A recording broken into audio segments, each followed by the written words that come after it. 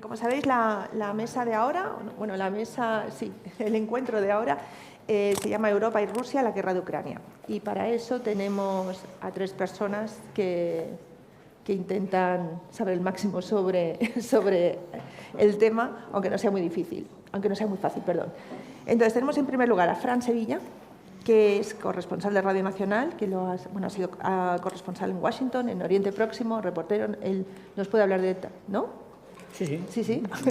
Y no voy a contar los premios que tienen los tres invitados, pero sí que precisamente antes hemos visto el trabajo de Corina y de Alfonso, y al recordar Ciudad Juárez, pues quería recordar que por el trabajo que hizo de las madres de Ciudad Juárez recibió el premio de periodismo Rey de España, Fran. O sea que aquí, luego además con Lidia nos podrá contar muchas más cosas. Tenemos a Patricia Simón, que es periodista y es escritora, y que bueno, en los últimos años ha hecho unas coberturas muy interesantes, precisamente de las de ritmo lento. Va muy por libre, y os recomiendo muchísimo el libro que acaba de publicar, que se llama Miedo, y en sí, decía Alfonso que un gesto, ¿no? Es un gran libro en el que realmente se combina análisis y reporterismo, que eso es algo que después quiero que comentemos, ¿no? Que parece que sean mundos separados, y ella en este libro lo aúna muy bien y es muy interesante. Y luego tenemos a Enrique Serveto, que es corresponsal en Bruselas de ABC ahora, y aunque parezca un destino tranquilo, no lo es, y además nos puede hablar de otros destinos que ha tenido previamente, que han sido un poquito más complicados. Ha cubierto la guerra en Afganistán, nos ha podido informar sobre la caída de la URSS, y no me voy a alargar porque quiero que hagamos mucho debate, muchas preguntas después, y porque sois periodistas, la inmensa mayoría, y os habéis informado ya. Así que vamos a empezar viendo, primero me gustaría que nos dijerais cómo se está cubriendo esta guerra, cómo se está cubriendo la guerra en Ucrania. Si quieres, empiezas tú, Patricia. Vale. Bueno, muchísimas gracias por la invitación. Es un placer estar en este curso y en esta ciudad, y además también acompañada y con colegas a los que admiro tanto, así que un placer. Mi análisis sobre cómo se está cubriendo esta guerra obviamente es un análisis muy subjetivo, porque para empezar está cribado por mi propio criterio, ¿no? Y a quién estoy leyendo y a quién estoy siguiendo, y por lo tanto creo que leo y veo los trabajos de quienes respeto y que me interesa su trabajo. Pero en general sí que creo que es una cobertura de un relato muy coral, porque sí que ha habido un despliegue interesantísimo, muchísimo mayor que en cualquier otra crisis humanitaria y conflicto de los últimos años, porque por razones obvias, porque está aquí en Europa. Entonces ha habido un despliegue de muchísimos periodistas, a veces demasiados en determinados contextos, y yo creo que sobre eso también podemos hablar. Al principio fue un mogollón, sobre todo en términos de frontera, pero desde el punto de vista positivo sí que creo que ha habido un despliegue mediático muy importante de gente de edades muy diferentes. Han entrado gente muy joven también, que muchas veces eran sus primeras coberturas, pero con una formación académica y de enfoque de derechos humanos y feminista impresionante, que creo que han contado de una forma muy rica lo que está pasando, y que además ha permitido que se hicieran reportajes muy complementarios. Estaba la cobertura de la actualidad, por una parte, que es fundamental, la cobertura en los frentes y en los puntos más calientes, pero también estaban reportajes de fondo y de investigación sobre el terreno, ¿no? Y creo que eso, pues tengo que decir que me parece un periodismo muy del siglo XXI. A mí me ha gustado mucho muchas historias que he leído que me parecían muy vanguardistas en términos de periodismo de conflicto. Eso por una parte. Por otra parte, es verdad que en las primeras semanas no había suficientes periodistas, por ejemplo en Kiev, que era donde yo estaba. Entonces eso supuso una demanda por muchísimos medios de comunicación que no tenían corresponsales, como consecuencia del adelgazamiento de las redacciones, ¿no? Y eso dejó en evidencia la importancia de tener periodistas en los medios. Y entonces nos pedían colaboraciones de medios muy diversos. Eso tiene una parte buena, y es que, por ejemplo, las televisiones son las que mejor pagan. Entonces, pues mira, pues te haces colchones para otras coberturas en las que vas a perder dinero, ¿no? Pero claro, es muy perverso, porque muchos de los medios que piden esas colaboraciones no son informativos. Son lo que llaman muchas cadenas de televisión programas informativos, que en realidad son la televisión basura.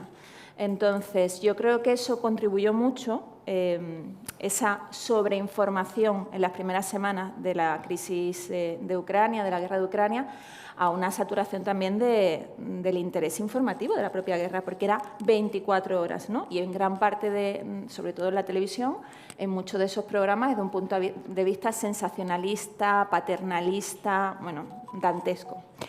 Eso por una parte. Luego se sobreinformó, creo, en las primeras semanas de la frontera, porque era lo más barato. Había muchos medios de comunicación, también de televisiones españolas, que decidieron no informar sobre lo que pasaba en Ucrania porque no querían asumir el riesgo de tener a un colaborador en terreno. Entonces, lo que decidieron es contar la guerra desde la frontera. Con lo cual, yo creo que fue interesante porque demostró el cinismo de Europa. Es decir, toda esa sobreinformación de cómo llegaban las personas refugiadas, sobre todo a Polonia, entra en colisión con, por ejemplo, la información que tenemos ahora sobre lo que está pasando en Melilla, ¿no? Donde hay 26 personas que presuntamente han sido asesinadas cuando intentaban cruzar la valla. Como toda esa falsa solidaridad e interés porque eran refugiados y refugiadas blancas, ¿no?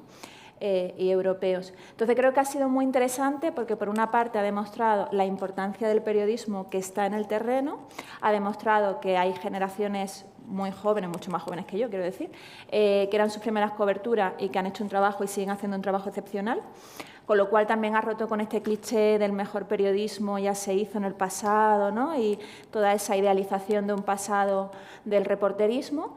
Y, por otra parte, ha permitido también ver cuáles son las consecuencias de malas coberturas. Y yo creo que ahora lo que estamos viendo de esa falta de interés por lo que ya está pasando en Ucrania también tiene que ver con la sobreinformación, banalización absoluta que se hizo. Y otra cosa, antes de que comencemos ya, de que sigan participando mis compañeros, es que el START han sido coberturas muy largas. En mi caso fueron 5 semanas, ¿no? Pero, por ejemplo, Fran ha estado casi 3 meses. Eso te permite constatar la evolución del conflicto y ahí empiezan a salir las cosas interesantes. Es decir, yo hay muchas cosas que no veía en las primeras semanas y de repente cuando llevas 5 semanas empiezas a ver manifestaciones de la consecuencia de la violencia y de cómo la sociedad se va crispando y va creciendo el odio y se va deshumanizando también al enemigo y todo esto, que para mí es cuando empezaban a salir las cuestiones interesantes. Vamos a seguir con Enrique, si te parece, porque tú has hecho una referencia a Europa y has sido con el adjetivo del cinismo de Europa. Entonces, vamos a ver cuál es el papel de Europa en esta guerra. ¿Cómo lo has estado viendo tú informando desde Bruselas? Bueno, primero, buenos días a todo el mundo. Muchas gracias por haberme invitado y muchas gracias por asistir. Es muy agradable compartir estas charlas entre amigos, como decía Guardiola. Bueno, sí que hay una parte de cinismo en Europa, claro. En todas las decisiones que se toman así hay una gran parte de cinismo. Pero hay distintos grados. O sea, en Europa son varias Europas y además de las instituciones europeas, pues juegan los países, ¿no?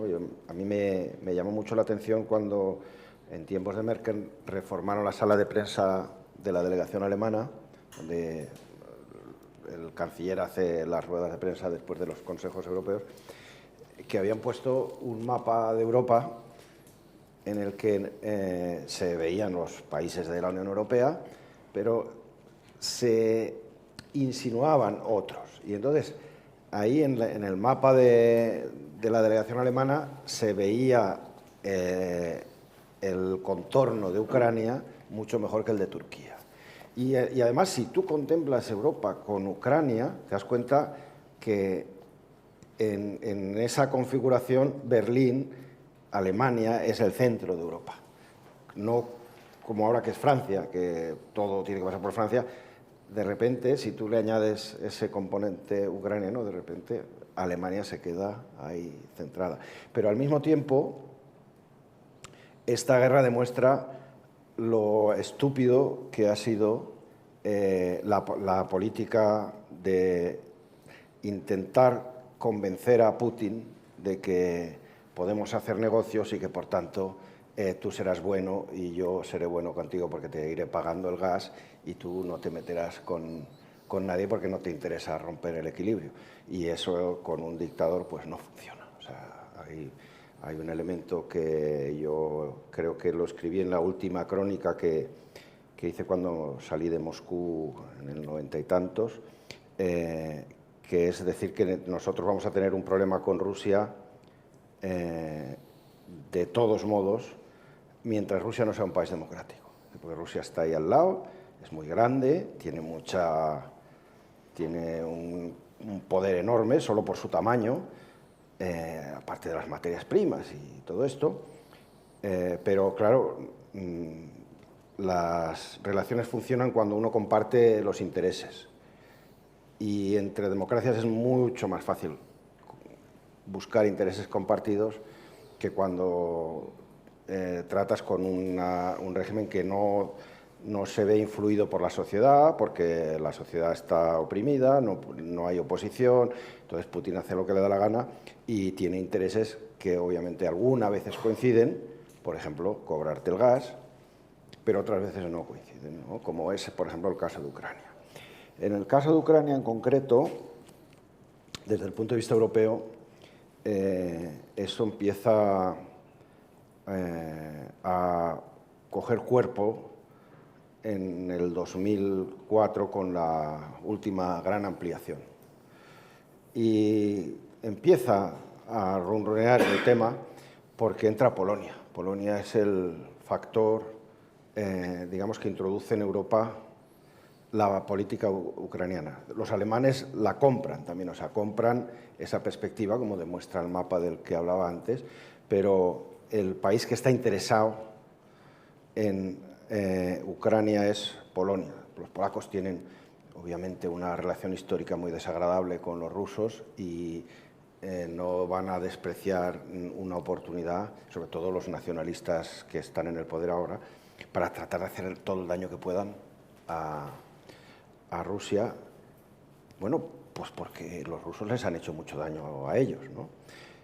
Son de estas cosas que dentro de Europa se han ido cosiendo. Si os fijáis, Francia y Alemania han hecho lo mismo, se han estado destrozando durante 2 siglos y ahora están casados. Es decir, ahora mismo dentro de Europa no hay una alianza más fuerte, ni hay manera de que se enfaden. O sea, pueden no estar de acuerdo en algo, pero no se van a desgajar. Y los polacos tienen esa obsesión con Rusia y eso no se le cura porque Rusia, volvemos a lo mismo, sigue sin ser un país democrático y no hay esa posibilidad de compartir intereses. Los polacos han trabajado desde el principio, efectivamente, para atraer a Polonia, para atraerla a la OTAN, para atraerla a Ucrania, perdón, a la Unión Europea. Y el momento esencial es en el 2014. Poco antes se ha creado en Bruselas un organismo que se llama European Endowment for Democracy, que es una copia de una institución que hay en Washington, que no me acuerdo cómo se llama, pero que es para la promoción de la democracia, pero que es una mezcla de la CIA y del Departamento de Estado. Es una cosa. Y esto, pues, era una copia. Lo promovieron los polacos, lo controlan los polacos, tiene financiación europea y en principio pues, tenía el papel benéfico de desarrollar la democracia en esos países. Lo que pasa es que no sabemos, es decir, lo de exportar la democracia es una cosa que no es tan simple como parece y eso no funciona fácilmente. Sí, hay ideas de financiar a grupos, asociaciones, pero claro, las dictaduras, en Bielorrusia, por ejemplo, pues claro, si Putin al final ha cerrado todo tipo de ONGs. Entonces, los polacos intentan, pues, promover cualquier tipo de oposición, más que proeuropea, antirrusa en Ucrania. Y cuando estalla 2014, entonces es el gran triunfo de esa operación, porque el Maidán está financiado con dinero europeo, y los polacos no se fijaron mucho tampoco a quién estaban pagando y quién formaba parte de de esta gente que salían ahí a manifestarse. Pero ahí consiguen convencer a todo el establishment en Bruselas, o sea, los verdes europeos, o sea, se envuelven en la bandera ucraniana y ahí es donde la cuestión de esa Ucrania que tiene esa vocación europea, y es normal, desde la independencia de los ucranianos, Ucrania parte como país de ser un país, mi definición, porque yo he conocido Ucrania como República Soviética y como país independiente. Y Ucrania, para resumir, es un país que estaba formado, la mitad eran rusos y la otra mitad medio rusos. O sea, no había una razón para que los ucranianos no siguieran, digamos, en la misma órbita del eslavismo prorruso o rusófilo, en fin, o postsoviético. Ellos intentan definirse y el problema es que, volvemos a lo mismo, como Rusia no es una democracia, tampoco es atractivo. Es decir, puede ser que te toque como los bielorrusos, que si tienes una dictadura, pues sí, se pueden entender entre ellos, pero si tú tienes otra aspiración, pues no te vas a entender con Rusia. Entonces, ahí es cuando en Bruselas se produce una efervescencia tremenda a favor de Ucrania, que definitivamente con aquel episodio, si os recordáis, de la firma del Tratado de Asociación, que el presidente ucraniano no va a la cumbre, pero luego sí que va, porque Putin le está ahí apretando, dice, como firmes, te voy a cortar. Y al final, pues firman, y entonces yo creo que a partir de ahí, y yo mismo no lo creía, pero yo creo que a partir de ahí Putin ya dice, bueno, no ahora, pero encontrar el momento, cuando sea, porque Putin, pues volvemos a lo mismo. El problema que tenemos es que Putin es una persona que cuando llega al poder encarna muy bien el sentimiento de los soviéticos de los rusos, quiero decir, que estaban completamente desorientados, perdidos. Después del periodo de Yeltsin, les habían dicho, bueno, la Unión Soviética no funciona, la época de Gorbachov era dramática, no había nada en las tiendas, ahora seréis demócratas, vais a vivir como americanos, y resulta que han perdido a su país porque se ha deshecho todo, la vida es un desorden, la economía no funciona, están a tiros por la calle, y entonces llega Putin y le dice, hombre, pues yo me siento orgulloso de haber sido ciudadano soviético. Y la mayoría de la población siente ahí un alivio, yo también pensaba que nadie lo iba a decir, y entonces le apoyan porque les conforta psicológicamente. Pero ese pensamiento en 2014 ya estaba muerto, porque los rusos han ido creciendo, hay jóvenes que se incorporan a la vida política, que votan, y que ellos, la Unión Soviética no les dice nada. Sencillamente quieren ser europeos. A ellos sí que les habría gustado ser europeos. Pero claro, con el tema este de 2014, de repente, lo que provocan los polacos es que les da una inyección de nacionalismo a los rusos y de putinismo. Y de repente Putin, que era ya una figura amortizada, ¡bum!, otra vez vuelve a tener un apoyo masivo de la población, que durará, yo creo que 10 o 15 años por lo menos, y bueno, y hemos acabado así, es decir, con algo que yo sinceramente, yo pensaba que Putin no se atrevería, pero los dictadores son así y hacen esas cosas. Y yo creo que ya he hablado. Sí. Creo que eso nos pasó un poco a todo el mundo, ¿no? Parecía, no va a pasar. El director del curso sí que vio que igual, ¿no? Algo debías intuir cuando montaste esta mesa, entonces ya te estabas preparando, ¿no? Ya te estabas preparando. Pero yo no sé cómo se preparaba, y eso es lo que le quiero preguntar a Fran. ¿Cómo se prepara una cobertura y cómo se hace una cobertura de una guerra como esta? ¿Como esta o como todas? Cualquier otra. Sí. ¿Cómo se cubre una guerra? La verdad es que no hay fórmulas mágicas, ¿no? Yo creo que sí voy a tratar de identificar dos riesgos en la cobertura de una guerra y que están presentes de nuevo en esta guerra de Ucrania, ¿no? El primero es el de la manipulación, ¿no? Y además es algo tan antiguo que tiene más de un siglo. La primera guerra en la que los expertos consideran que se utilizó la manipulación de la opinión pública a favor de ir a la guerra fue lo que nosotros conocemos como la Guerra de Cuba, ¿no? En 1898, ¿no? Supongo que sabéis que había un gran magnate de la prensa que se llamaba Randolph William Hearst, que envió a un viñetista, entonces no se publicaban fotos así en la distancia diaria, sino un viñetista, a Cuba, y con las instrucciones de que le enviara las viñetas de la guerra, ¿no? Y entonces este viñetista, tras pasar varios días en Cuba, envía un cable a la sede de Nueva York diciendo: aquí no hay guerra. Y Hearst le contesta diciendo: tú pon las viñetas que yo pondré la guerra. Y así fue. Había otro gran magnate entonces con el que competía Hearst, que era Pulitzer, ¿no? Y Joseph Pulitzer, y los dos tenían sus propios periódicos, competían entre ellos, ¿no? A la hora de describir las maldades y las atrocidades del capitán general español y las tropas españolas en Cuba, que probablemente fueran ciertos, pero simplemente era ese intento de preparar a la opinión pública para ir a la guerra, ¿no? Con un elemento que me parece importante y que se mantiene desde entonces, y es que la información también puede interpretarse, ¿no? Y eso es un elemento fundamental, ¿no?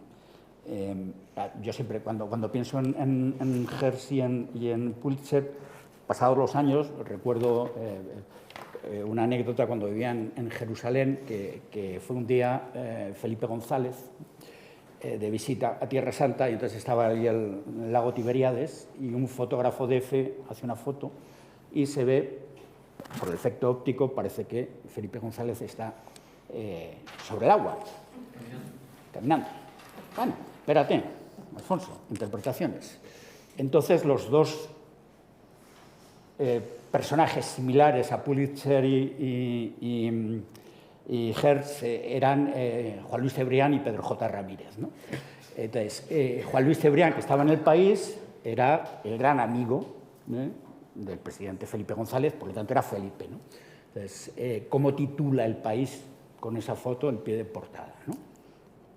Felipe como Cristo camina sobre el agua. ¿Cómo titula Pedro J. en El Mundo? González no sabe nadar. Evidentemente, lo puedes interpretar de una manera o de la otra, ¿no? Bueno, pues eso se sigue produciendo, ¿no? Las dos cosas son mentiras.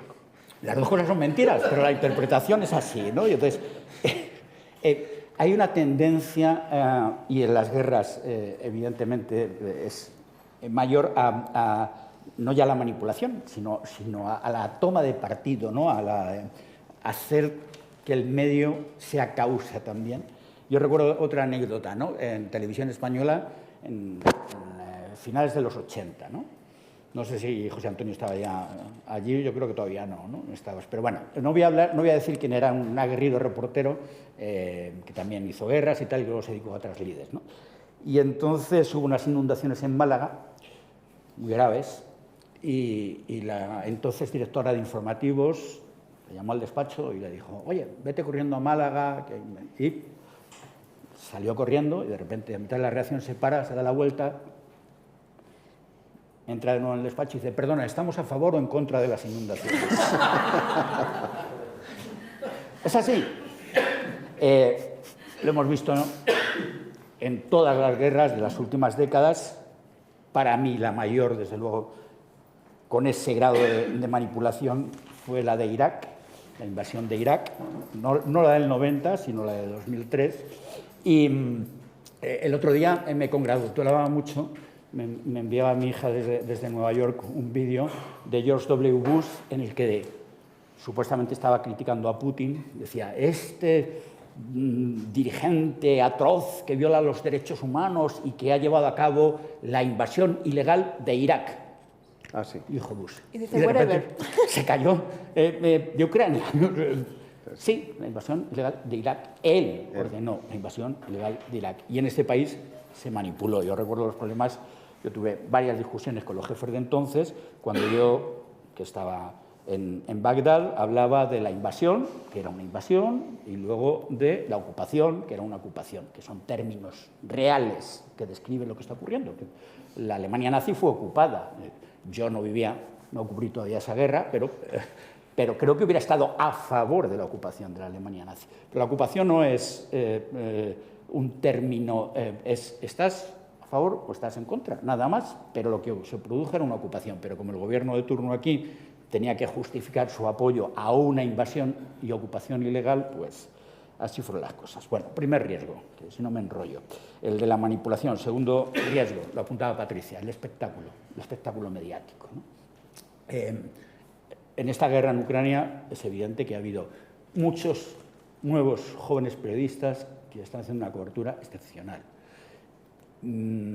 fantástica, pero por desgracia nos sigue ocurriendo que el espectáculo mediático, y tú lo has enunciado con las grandes cadenas de televisión, con esos programas, pues al final crean la corriente, ¿no?, de cobertura, y es lo que más llega ya sea quizá no tanto a los lectores, pero luego sí a los oyentes o televidentes, ¿no?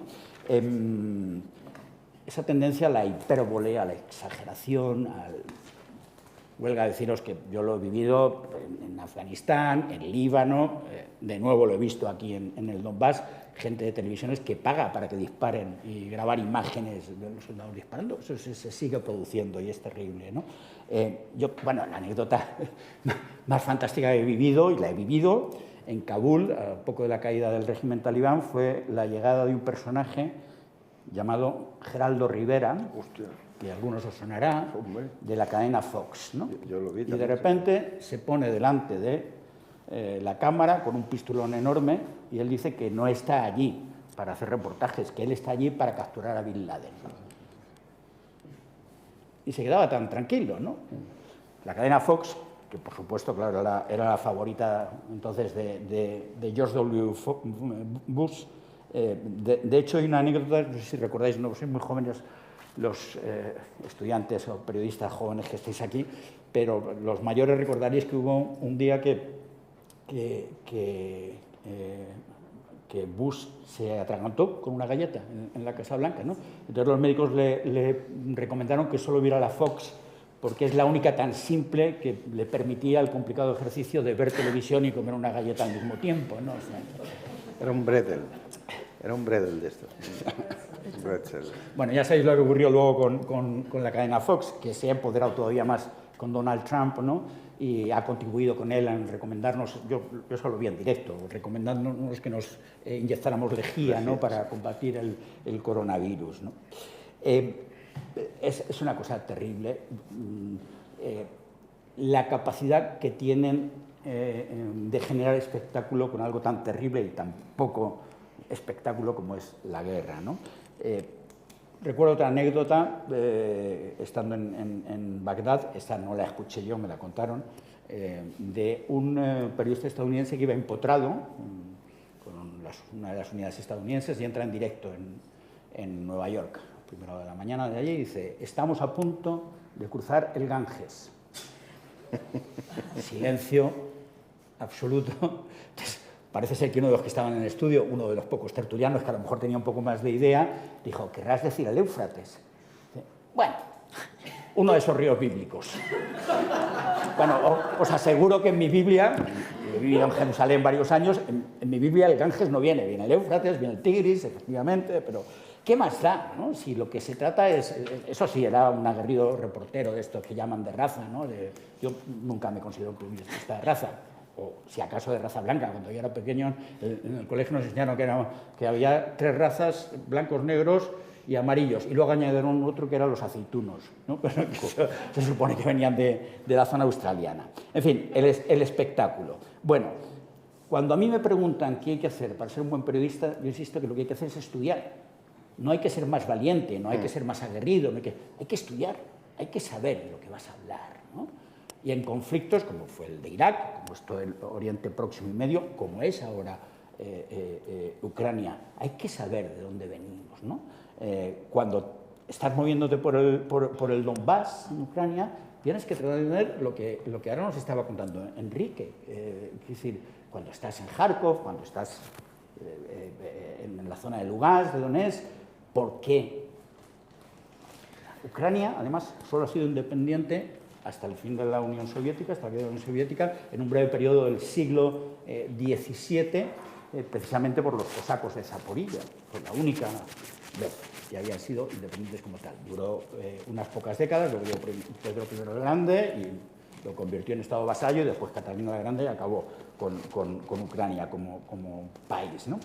Hay que conocer la historia, la geografía, que es muy importante y que determina muchas veces la historia, ¿no?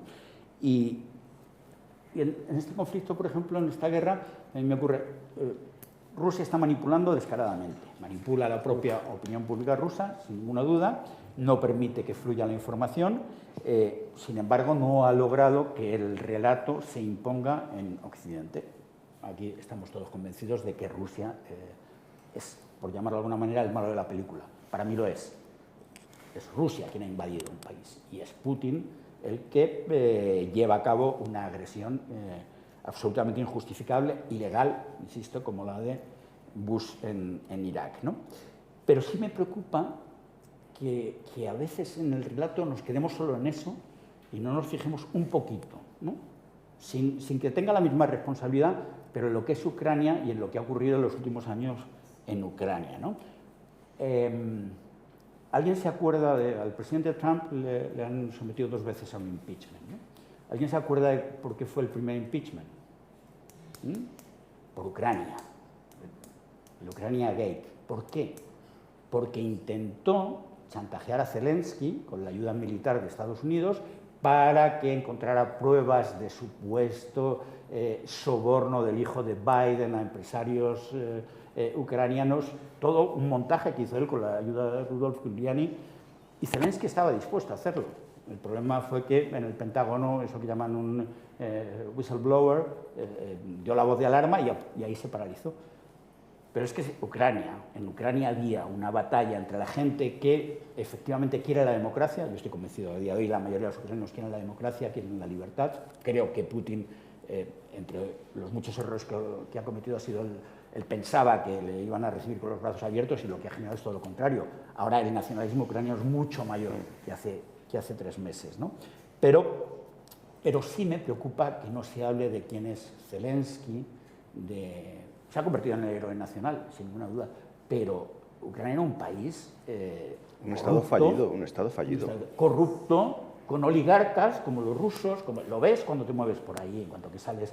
En Kiev se nota menos, porque es una ciudad grande, pero en cuanto que sales de allí te das cuenta, es todo territorio de los oligarcas, ¿no? Entonces, y parece que es un estado de democracia de toda la vida. No, lo digo porque además, como aspira a integrarse en la Unión Europea, espero que los 27, claro que los 27 hay algunos como Hungría o como Polonia, cuyo estatus democrático también sería cuestionable. En definitiva, me preocupa que no contemos también esa parte de la historia. Insisto que esto no justifica en ninguna medida la invasión rusa y la agresión de Rusia, pero me parece que sería importante, que ahora parece que los rusos son malos, muy malos, sí, y que los ucranianos son buenos, muy buenos. Bueno, pues ese maniqueísmo, yo creo que entre el blanco y el negro siempre hay matices. Termino, que me estoy enrollando mucho.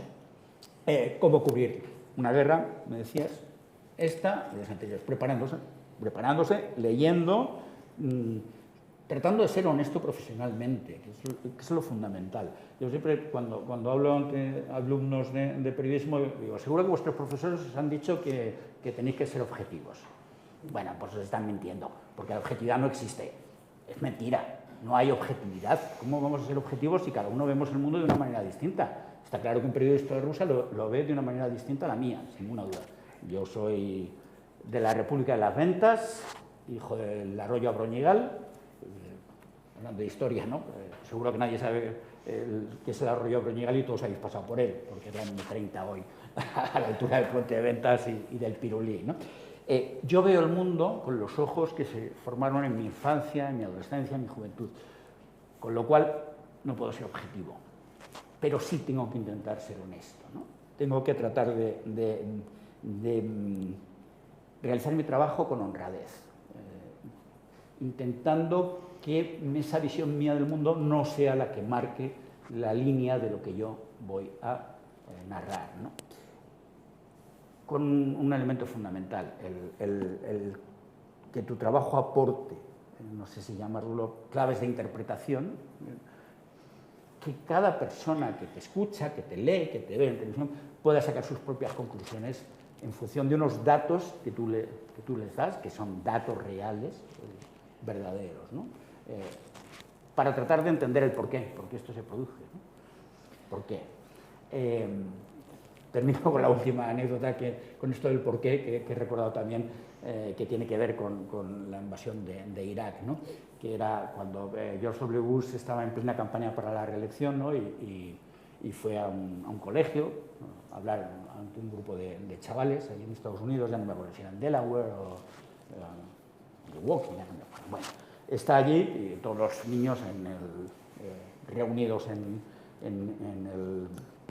el teatro del colegio, Bush arriba, en pedestal, y en su estilo dice: bueno, chicos, soy George W. Bush, presidente de los Estados Unidos, podéis preguntarme lo que queráis. El niño levanta la mano. ¿Y tú cómo te llamas? Yo me llamo Jimmy, presidente. Ok, Jimmy, dispara. Tengo 3 preguntas, presidente. La primera, ¿por qué ganó las elecciones si tuvo menos votos que Al Gore y además manipuló el resultado en Florida? La segunda, ¿por qué ha devaluado el dólar si eso perjudica a las clases más desfavorecidas? Y la tercera pregunta, presidente, ¿por qué ha invadido Irak si era ilegal? Bush se queda así, de repente suena el timbre del recreo. Salen todos los niños escopetados al recreo, termina el recreo, vuelven los niños y está allí Bush ya con cara de pocos amigos. Y dice: bueno, niños, ¿alguien tiene alguna pregunta? El niño levanta la mano. ¿Tú cómo te llamas? Yo me llamo Johnny, presidente. Bueno, Johnny, pregunta. Primera pregunta, presidente. ¿Por qué ganó las elecciones si tuvo menos votos que Al Gore y manipuló el resultado en Florida? Segunda pregunta, presidente. ¿Por qué ha devaluado el dólar si eso perjudica a los más desfavorecidos? Tercera pregunta, presidente. ¿Por qué ha invadido Irak si era ilegal? Cuarta pregunta, presidente. ¿Por qué ha sonado el timbre del recreo si no era la hora? Quinta pregunta, presidente. ¿Dónde está Jimmy? El por qué es lo fundamental. Bueno, hay arroyo que se ha soltado. No, bueno, ya has contestado todas las preguntas, así que pero por ahí van. No, varias cosas. El estamos a favor o en contra, es que eso es un poco lo básico y con Patricia trabajamos juntas y esas preguntas siempre nos estamos comiendo la cabeza y viéndolas, ¿no? Y sí, yo recuerdo además cuando empecé de becaria en La Vanguardia de estar editando las crónicas, que ya hay que tener valor para dejar una becaria, claro, me espiaban, yo no lo sabía, de que enviaban desde la antigua Yugoslavia Bruce Rubira y Eugeni Madueño. Y claro, les chocaba mucho porque hacían crónicas sobre el terreno y un día estaban en un pueblo serbio y claro, los malos eran los croatas. El otro día sucedió al contrario. Y recuerdo haber oído eso muy jovencita pero ¿quiénes son los buenos o los malos? Vamos a ponernos ya de acuerdo, ¿no? Entonces, en esa guerra teníamos intereses, claro que teníamos intereses, pero no eran tan obvios como, por ejemplo, en la invasión de Irak. Aún así, a veces, no solo la polarización que haga la línea editorial del periódico, sino que la gente necesita tener un relato y por ignorancia se acaban tomando decisiones editoriales de, bueno, vamos con estos o vamos con los otros sin ningún tipo de matiz. En la de Ucrania, todo lo que tú has dicho, si planteabas en algún reportaje hacer alguna crítica a Zelensky o a lo que estaba sucediendo, te caían tal chorreo incluso de tu mismo público que no lo aceptaba. O sea, porque ahora ya no es como antes que tú publicabas en un periódico las dos versiones, no, ahora solamente van a ver el reportaje de ese día. Me imagino que en La Vanguardia no se hubiera podido permitir hacer esas crónicas en las que cada vez eran protagonistas una población, porque realmente no puedes contarlo todo ni todo ese contexto, ¿no? Entonces yo creo que la polarización que ha habido y que hay en la sociedad ha dificultado también el informar sobre Ucrania. ¿Tú crees eso, Patricia? Sí, lo que pasa es que creo que era previo. Quiero decir que, por ejemplo, la pandemia ya adoctrinó muchísimo, no se permitía cuestionar las decisiones que se adoptaban institucionalmente. Al principio hubo un intento de censura para que no pudiéramos documentar, ¿no?, lo que estaba ocurriendo en los hospitales y demás, y la ciudadanía, de alguna manera, fue adoctrinada con la doctrina del shock de estamos en una guerra, que fue como se planteó la pandemia, y lo vamos a conseguir entre todos. Y si cuestionabas o preguntabas por saber, eras percibido como un potencial traidor o una persona egoísta. Con la guerra de Ucrania se ha exacerbado, es obvio, o sea, nosotras lo decimos mucho. Yo creo que ahí es fundamental el papel de las redacciones, el hecho de que cuando tú estás inmerso en un conflicto o en cualquier contexto, ¿no?, que estás absorbido por todo lo que estás viendo y estás en estado de mujer esponja, ¿no?, de querer entender, necesitas el apoyo de una redacción de vez en cuando para que te pregunte cómo se ve desde otra posición, ¿no? Y nosotras lo hemos vivido siempre, pero no solamente en el caso de Ucrania, en el sentido de que cuando queríamos entrar en la complejidad, por ejemplo en Dnipro, en Zaporilla, hice reportajes sobre los hombres que no querían ir a luchar al frente. Para empezar, porque nunca fueron pro-ucranianos, siendo ucranianos, eran más prorrusos, pero que ahora entendían que, por supuesto, la invasión y la guerra era injusta y les dolía, pero que ellos no querían combatir y defenderlo. Y esto había que contarlo también desde el cuidado a nuestras fuentes y a los protagonistas, porque contarlo de manera que se pudiera identificar quiénes eran era ponerles en riesgo, ¿no?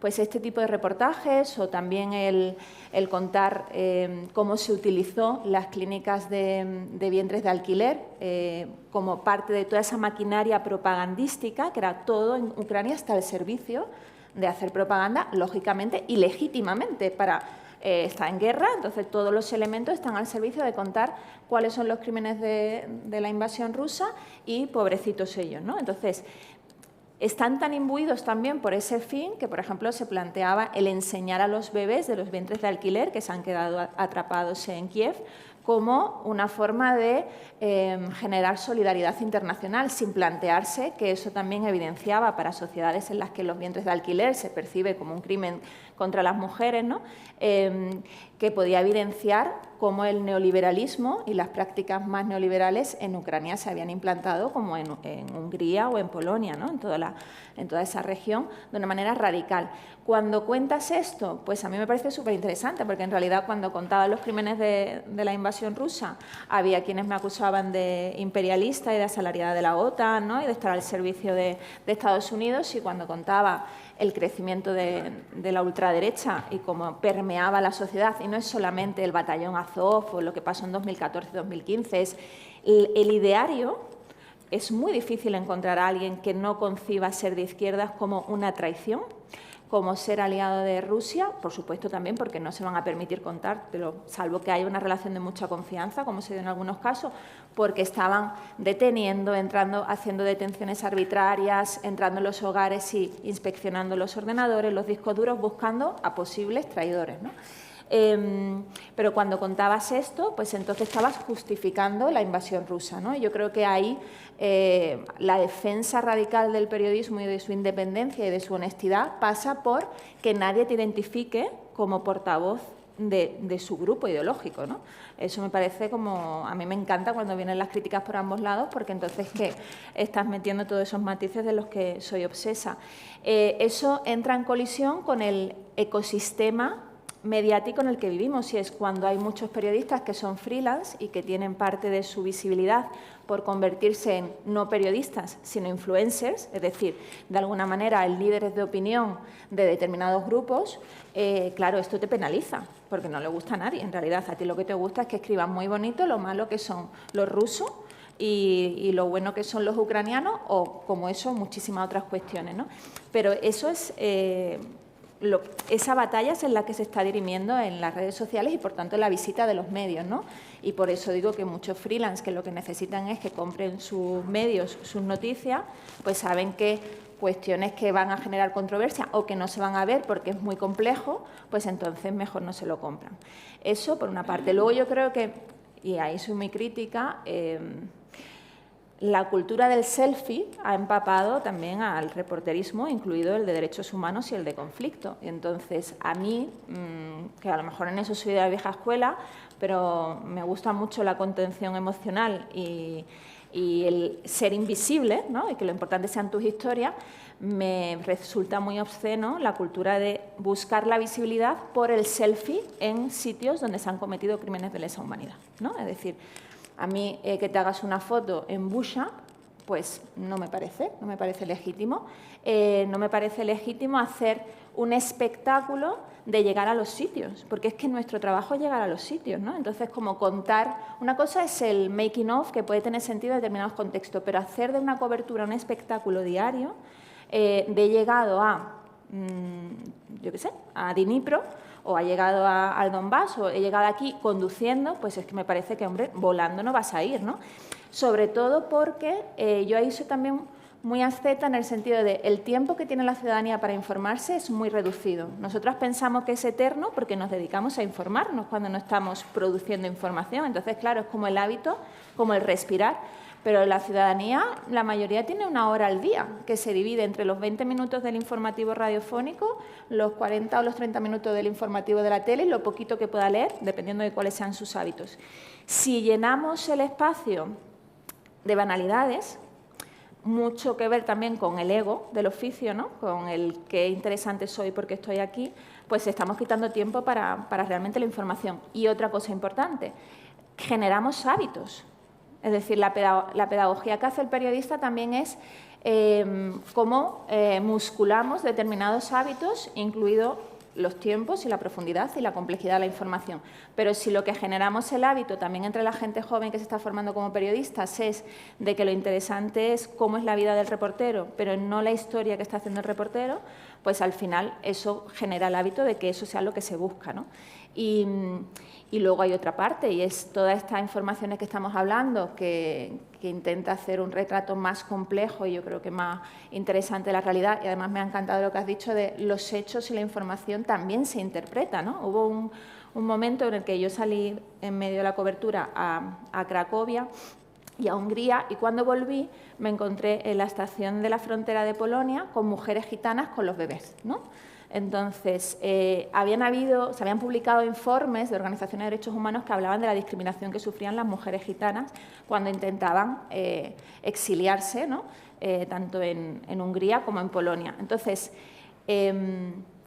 la primera interpretación, porque además hablaba con ellas y me decían, no, nos volvemos porque aquí no hemos encontrado ayuda, no sé qué, no sé cuánto, han sido discriminadas, a las mujeres gitanas no se les quiere ni a los niños y por tanto se están volviendo a un país en guerra porque aquí no encuentran apoyo, ¿no? Pero como el tren se retrasó 10 horas, me dio tiempo a repreguntar, hablar con uno, con otro, porque no entendía muy bien, no se les veía cargando bolsa, había algo que no encajaba. La cuestión era que terminé hablando con ellas, se me contaron, y también con la policía y demás, que lo que hacían eran todos los días cogían el tren, cruzaban la frontera para en los puestos de aquel show humanitario que se montó, recoger comida, ropa y llevársela a sus casas, porque su situación ya era de tal discriminación y pobreza antes de la guerra, porque además es un país donde la discriminación de la población gitana es brutal, que les compensaba hacer este viaje todos los días, ¿no? Esto era también incómodo para el retrato ideal que se hacía de Ucrania, ¿no? Como víctima perfecta y un ser de luz, es decir, a esta población le compensa hacer todo esto porque su situación antes ya era terrible y además saben que no van a encontrar refugio, ¿no? Pero para eso se necesita tiempo. Y el problema ahora mismo es que para hacer buen periodismo necesitas tiempo, que es dinero. ¿Qué pasa con esta cuestión? Y también para los periodistas, para los estudiantes y jóvenes periodistas. Pues que dependiendo del medio para el que trabajes o de los recursos que tengas, vas a poder tener acceso a aquellos elementos que son fundamentales para una buena cobertura. Es decir, un fixer, lo que se llama un productor sobre el terreno, es la persona que te va a guiar y te puede dar claves sobre interpretar la cultura local, llegar a los actores claves y demás. Y es fundamental, o sea, no puedes llegar a un sitio del que no hablas el idioma y que es la primera vez, ¿no? A mí me gustó mucho Cristina Sánchez, compañera de Radio Nacional, que compartimos mesa hace poco, que decía, yo estuve en Euromaidán en 2014 y yo no me enteré de nada. Y lo conté para Radio Nacional y ahora me doy cuenta de que yo vi a nazis por allí y tal, pero no tenía claves porque era su primera vez. Pues en mi caso era la primera vez que iba a Ucrania y había estudiado mucho porque había pedido, de hecho, un mes antes, el 24 de febrero, el permiso para poder viajar, del 24 de enero, y viajé el 28 de febrero. Pero aún así, bueno, pues hay muchas cosas que te escapan y necesitas a una persona que te dé esas claves, ¿no? Lo que se llama productor o fixer. Si tú tienes presupuesto alto en este contexto, tú puedes contratar a reporteros locales, los mejores, ¿no? Es decir, le puedes pagar 700, 800 euros como se estaba pagando, 600 euros al fixer. Si tienes menos presupuesto, a lo mejor solamente puedes permitirte a una persona que habla inglés y que te traduce, con lo cual ya no tiene el hábito de buscar las mejores historias o no identifica a los actores. O me acuerdo con un compañero que trabajé al principio, que es que le daba vergüenza, claro, dirigirse a un soldado y decirle, no, es que queremos ir allí, ¿no? Porque no era reportero. Entonces, eso por una parte. Necesitas un conductor que te lleve a los sitios. Tú puedes tener un conductor que tenga tenga más experiencia porque haya trabajado con medios de comunicación o con productoras, que te lleve a sitios, o una persona que de repente se convierte en conductor, que puede ser muy talentoso y muy aguerrido o no.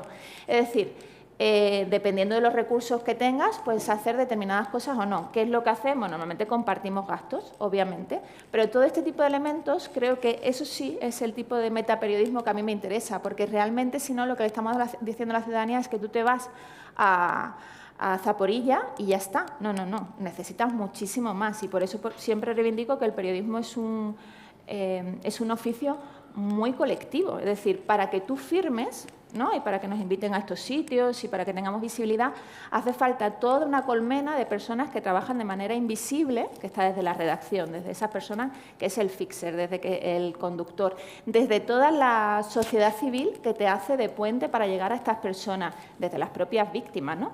Y todos esos protagonistas.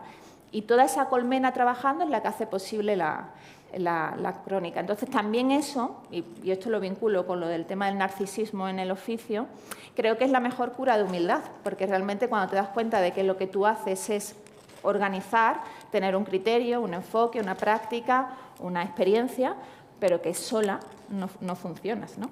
Y rompe también con la imagen del reportero, reportera aguerrida, que llega a los sitios y que parece que como un fenómeno natural te construye una visión de la realidad, ¿no?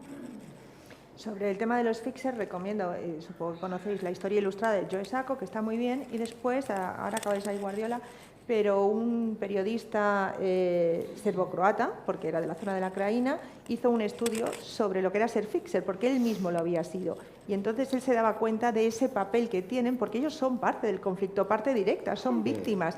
Entonces, aunque no quieran y sean muy honestos, no es que te manipulen, pero es que están sufriendo eso en sus carnes. Mientras que están con el periodista, uno le paga poco, otro le paga muchísimo, está temiendo porque su familia vete a saber dónde está, ¿no? Y esa figura queda completamente deshumanizada, y es muy importante, porque si te está mediando las historias, bueno, pues queriendo y sin querer, te las está condicionando, ¿no? Entonces, por ejemplo, ir a hacer las historias de vientres de alquiler que hiciste, esa fue muy complicada, y después había que ir al cabo de un tiempo a ver qué sucedía un mes, y ahí ya era más complicado porque ya te reconocían. Esa es otra, ahora te están viendo en cualquier lugar, tú estás publicando la historia en Internet. Entonces, lo interesante que tú decías, desde que llegué a las 5 semanas, tú no eras la misma. Tú, por mucho que te documentes de Ucrania, es muy difícil documentarse de Ucrania. Hay que documentarse, pero sabes que cuando vas con todas esas ideas preconcebidas te van a dar un meneo muy grande, y además la situación va a evolucionar, ¿no? Entonces, esa es otra cosa que hay que tener en cuenta, ¿no? Cómo expones a tus fuentes, que es un tema muy interesante que tú has apuntado, y después que tú misma te estás exponiendo porque estás publicando, y el gobierno, que está controlando todo lo que se publica, ya saben si eres una persona grata, no grata, y a ver qué va a suceder, ¿no? Bueno, y un inciso solamente porque sobre esto. Decía la importancia de las redacciones. Una de las historias que hice, que todavía no la terminé de publicar, era, fui con un medio muy importante alemán a entrevistar a un señor que formaba parte de una ONG que habían montado en 2015 con drones que atacaban a las tropas rusas, ¿no? Entonces, claro, de repente nos encontramos un sitio clandestinamente, todo súper wash. Nos cuenta cómo nos enseña los vídeos, efectivamente todo. Mi compañero lo publicó, pero cuando yo llegué al hotel, empecé a hablar con Magda y digo, pero mira las imágenes que tienen en sus páginas web, aquí hay simbología que parece nazi. Magda empieza a preguntar tal, el fundador era un gran líder conocido nazi, más complejo todavía, era judío y conocido por sus vínculos desde el inicio con el batallón Azov y su ideología nazi. Y claro, lógicamente no podía publicar esa historia porque además ese señor me escribía continuamente para que le mandase lo que había publicado, porque quería saberlo, porque a eso le daba difusión, ¿no? Que además ese batallón, ese grupo había sido incorporado al Ministerio de Defensa en cuanto se declaró la invasión, pero como sabéis, todos esos batallones de los oligarcas de los que hablaba Fran, que tenían sus propios grupos paramilitares, en cuanto se inicia la invasión, el Ministerio de Defensa los incorpora al ejército, ¿no? Entonces yo decía, pero a ver, con un señor que anda con drones, ¿cómo le voy a decir que estoy publicando que es un líder nazi, ¿no? Claro, y eso tiene otra complicación que os pasará cuando empecéis a estos sitios, es cómo te cierras puertas para volver también, porque hay cosas que no publicas, porque si quieres volver a ese país, donde, por ejemplo, no dan visado de periodista, si publica determinadas cosas con tu nombre, que también nos ha pasado, pues te está cerrando la posibilidad de volver a ese lugar donde ya tienes fuentes y, bueno, coberturas previas, ¿no? Sí. Bueno, sobre eso de que te cierres solo puertas, yo lo he vivido con varios países y no necesariamente en guerra. Por ejemplo, cuando estaba basado en Marruecos, me pasaba con Argelia. Los argelinos son muy complicados para dar visado. Y cuando estaba en México me pasaba con Cuba. Tampoco daban visados fácilmente. Y además depende en gran medida de lo que publiques. Yo siempre he sido de la opinión de que ante la duda publica. Sí, pero lo puedes publicar cuando vuelvas o lo puedes publicar con seudónimo. Bueno, no, cuando tú haces tu trabajo y ellos hacen el suyo, que es el de no dejarte entrar, pero yo eso creo que es una... Mira, hay un caso, por ejemplo, en Cuba. O sea, todos los corresponsales que han estado en Cuba, ahora probablemente las cosas cambien, pero todos los periodistas que han estado en Cuba, Zarzalejos me propuso y me preguntó cuál era mi opinión sobre mandar un corresponsal permanente a Cuba. Bueno, todos se caracterizan por haber hecho lo mismo, es decir, publicar crónicas fofas, es decir, tontas, sin contar la verdad, y todos cuando se van publican un libro con la verdad. Digo, bueno, ¿para qué tienes un corresponsal ahí si no puedes? Digo, bueno, porque si publico la verdad entonces me van a expulsar. Bueno, pues públicala y que te expulsen. Porque yo creo que es mejor eso. Me ha gustado lo que has dicho de que lo que tenéis que hacer es aprender. Aprender historia, aprender derecho, aprender idiomas, aprender muchas cosas. Es verdad que lo más importante que vais a aprender se llama experiencia. Lo vais a aprender durante la vida. Y no todo trabajando como periodista, sino viviendo. Ahora mismo yo estoy pensando que tuve la gran oportunidad de ser corresponsal en Moscú durante la caída de la Unión Soviética. Siempre he pensado que todo lo que ha venido después, que ha sido también muy importante, pero todo ha sido ya de propina. Es decir, el momento, digamos, lo mejor de mi carrera fue cuando fui corresponsal en Moscú, aquellos años. Y ahora mismo no haría las cosas igual. Y soy consciente de cuántas cosas se me pasaron porque no tenía suficiente background histórico, no sobre la historia de Rusia o sobre la historia de la Unión Soviética, sino sobre muchas cosas. O sea, por ejemplo, no haber leído a Madariaga. Hay una cosa que explica muy bien Madariaga en un libro que se llama El hombre de pie. Porque esto que dices tú, que es verdad que no hay objetividad. Todo el mundo ve por sus ojos. Yo no puedo ver por los ojos de todo el mundo, ni por todos los ángulos. Pero sí hay una cosa que es la verdad. Es decir, ahora mismo podríamos discutir si es por la mañana o por la tarde. Porque, bueno, pues es discutible. Ahora, según cómo es la luz por la ventana. Pero hay un hecho. O sea, o es por la mañana o es por la tarde. O sea, hay una verdad. No nos gustará, no nos gustará, la conoceremos, no la conoceremos, no lo sé, pero a verla, hay. Y efectivamente, parte de la verdad es esto que decíais de que Ucrania es un estado fallido. O sea, Ucrania es un país que lleva desde que se proclamó independiente tratando de organizarse. Y han pasado ya muchos años y no les ha salido, y parte de las razones por las que estamos ahora en este follón, del que tiene la culpa obviamente Putin, pues se debe a que ellos mismos no han sido capaces de definirse, de construir un Estado. Cuando se desmembró la Unión Soviética, es verdad que los rusos tampoco fueron muy simpáticos con los ucranianos, o sea, el desprecio con los que miraban a los pobres ucranianos, porque sinceramente la razón por la que se desmembra la Unión Soviética es porque los asesores le dicen a Yeltsin que el sistema no tiene solución, que la Unión Soviética es un lastre para Rusia y que la única forma de que Rusia pueda sobrevivir es desprendiéndose de todo el resto. Pensaron que los eslavos se iban a quedar más o menos, porque con los bálticos no se entendieron nunca, con el Cáucaso menos, el Cáucaso es solamente una zona fronteriza, y a los de Asia Central ni siquiera les avisaron que habían decidido proclamarse independientes, era una cosa entre ellos.